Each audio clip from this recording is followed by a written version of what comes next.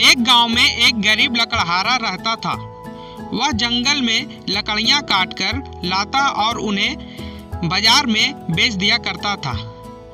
उससे जो भी आमदनी होता था वह अपने घर में ले जाकर गुजर बसर किया करते थे।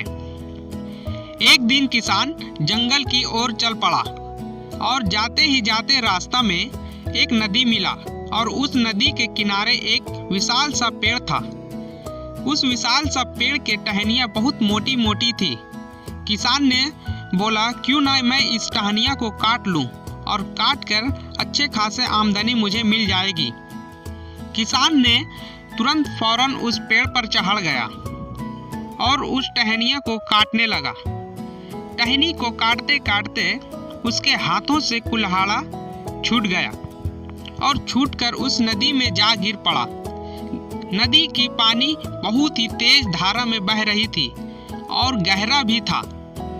किसान ने बहुत ही अफसोस किया और नीचे आकर बैठ गया। किसान सोचते सोचते उसकी आंखों में आंसू आ गई। वह कुछ देर तक रोता ही रहा।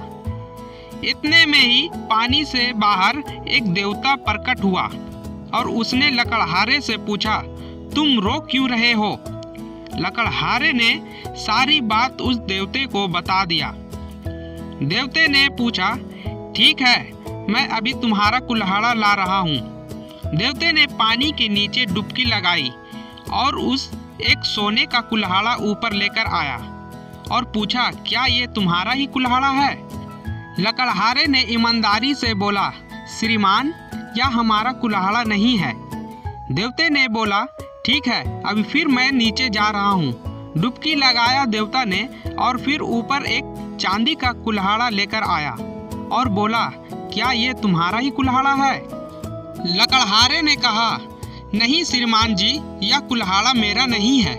वह मेरा कुल्हाड़ा लोहा और काठ का बना हुआ है। देवता ने फिर पानी के नीचे एक डुबकी लगाई और नीचे गया और उसकी कुल्हाड़ा लेकर ऊपर आया और बोला, क्या ये तुम्हारा ही कुल्हाड़ा है? तभी ईमानदार लकड़हारा ने बोला, जी श्रीमान, यह हमारा ही कुल्हाड़ा है। देवता ने उस लकड़हारे को ईमानदारी देखकर उसे तीनों कुल्हाड़ा दे दिया और लकड़हारा ने उसे धन्यवाद कहकर चले गए।